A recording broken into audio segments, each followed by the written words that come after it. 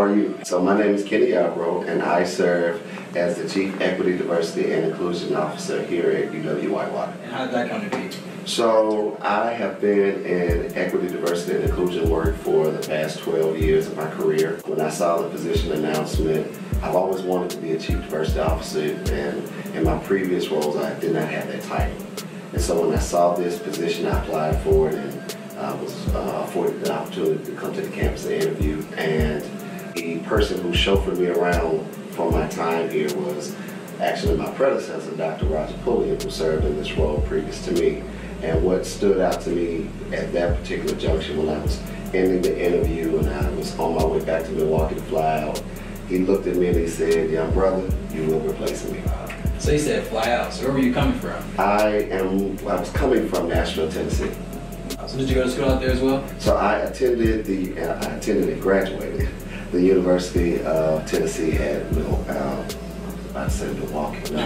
Martin. So it's in the UT system. So UT Knoxville is the flagship school, and Martin was one of our sister schools. Similar to how University of Wisconsin is, Madison is the flagship, and then Whitewater is one of the institutions. So what was the African American atmosphere during your time on campus? So ironically, it was almost similar to Whitewater. I went to a PWI, predominantly white institution. The enrollment at that time, I went to school, I graduated high school in 1993, and I was there from 93 to 98. My institution was primarily white. I think if my memory serves me correctly, there were 800 black students on campus. You know the total students in general? It was around 13,000. Oh wow, okay. A very small population. That's small. So then what was one profound moment that occurred during your college days involving African Americans that stuck with you to this day, and why? We were very close-knit. 93, we were still in the throes of a different world, so everybody was excited to be an undergrad, everybody was excited to be on a college campus. It was much different at UT Martin than it was at TSU, which was at HBCU, or Lemoyne College.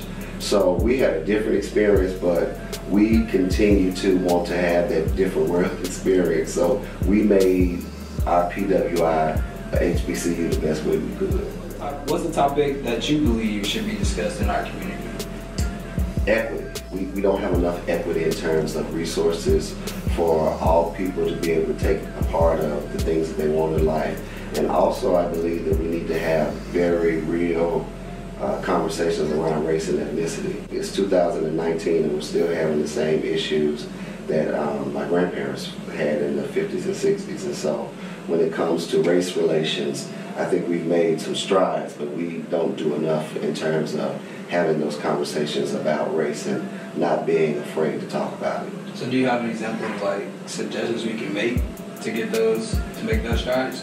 People have to be honest and authentic. You know, there's a notion that people say there's a pink elephant in the room.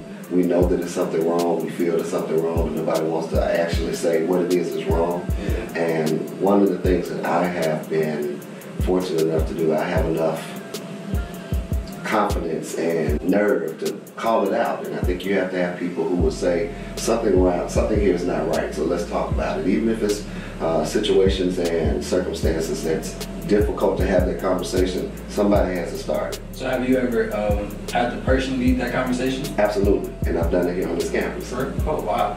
Can you tell us a little more about that? So there was an incident, I won't say an incident, there was an opportunity. A few months ago we had a meeting with several of the campus leaders around, and we watched a webinar, and it was about race and racial discrimination on college campuses. And it focused on the University of Missouri and Mazzu, which happened a few years ago where the football team walked out. There was a lot of dishevel with African American students. And so we, as leaders on this campus, we sat around and we watched it. Our chancellor at the time asked for reactions to what we had just witnessed in that webinar. And so people were talking, and it was an interesting conversation, but I was quiet. She asked me why was I quiet, and so I redirected the conversation back to the title of it, and it was racial discrimination. And everybody in the room wanted to talk about LGBT rights. They wanted to talk about students with disabilities. They wanted to talk about ageism, and all of those are important things. But nobody wanted to talk about race. I was the only person of color in the room, and so being that it was a webinar about racism and racial discrimination on the university campus, I thought it was interesting that the leaders of the institution were not able and willing to participate in their discussion. So what issues were the hot topic while you were undergrad? Certainly apartheid and Nelson Mandela. I went to school in 1993. I was a freshman in 1993. 1992 was the infamous Rodney King incident that happened in Los Angeles, and so we were still reeling from the cusp of that. Other things that were very interesting, I went to school in the South, and so I went to school in Tennessee, and from my high school, when I graduated in 1993, we still had segregated proms. And so when we went to undergrad, a lot of the people from my hometown, when we went to a university, we still had that black versus white mentality. And that's some of the conversation that we had to have even then was, how do we learn how to be in school with people and not separate? Because in my hometown, as we grew up, we went to school together, but it was very separated and segregated. Even our community in which we lived, there was a black side and a white side. And so when I went to undergrad, you know, especially with the people that went to undergrad with me from my hometown, we had to really relearn how to deal with society. You said segregated prom, so is it like you went to high school with white and black students, but like when it came to prom, it was just an all black prom, all white prom? So ironically, when I was in high school, we had black and white everything. So we had a black homecoming queen, we had a white homecoming queen. We had a black homecoming dance, we had a white homecoming dance. We had, even though we had specific class officers, we had white class officers and we had black class officers, because I was the president of our black class. So it was interesting, and we knew that it probably shouldn't be this way, but that's the way that it was, but nobody had any issues with it. We were in school together from 8 to 3, but at 3 o'clock we separated. Unless you played sports, those are the only times that you integrated, because white people in my hometown would gather around the court square, and black people would go and congregate wherever we could. So it was very divided, and if my memory serves me correctly, my high school did not unify proms to 1997. That's when I was born. What is your proudest achievement here at the University of Wisconsin-Whitewater? My proudest achievement at the University of Wisconsin at Whitewater is helping to increase our King Chavez Scholarship. When I came, the scholarship was $1,000 broken up into two $500 awards that an incoming freshman could get, and it had not been upgraded since its inception in the 90s. So now I'm happy to say that that scholarship package has increased to include not only the $1,000, but also a housing allowance and a meal plan. And I'm still working to get the monetary amount increased, but I'm taking what I can get for now. Yeah, that's a big step, because like you said, when I first came, I was a King Chavez Scholar as well, and it was only like $500 for those 3 semesters, and it was like, yes, the program, it didn't disappear, but like for you personally, it wasn't there anymore. So I appreciate that. So now, what's your proudest achievement in life so far? I think my proudest achievement in life is being a good son, being an adopted father. I don't have any biological children, but I have 4 adopted boys. Seeing them grow into the men that they are.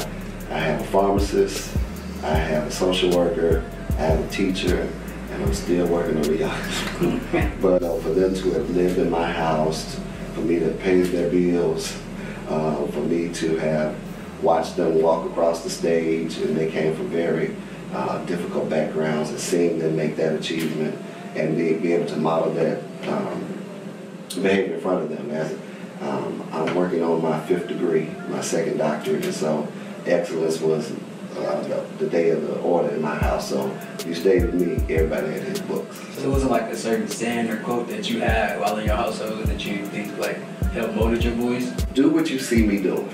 Okay. I didn't operate on do as I say and not as I do. If you see me doing, do the same thing. Okay. So I modeled that in front of them. Who is your most influential African American and why? That's a good question. I think my most influential African American would probably be my mother. I'm a product of a single parent household, and I watched my mother. She had me when she was 18. She went back to college later on in life and got a degree. She did not subscribe to public aid, so she worked hard for everything. My mother built our first house with a job making $12,000 a year, and she built the house. So watching her struggle and watching her do what she did, it was like, yeah, my mom can do it, I can do it. And our final question is, what is the quote of the day? Quote of the day is something that I heard earlier today, and that is, what's in your roots will be in your fruit. So whatever you have that's feeding you, that's what you'll produce. Thank you. No problem. My name is Kenny Yarbrough, and this has been Test of a Man.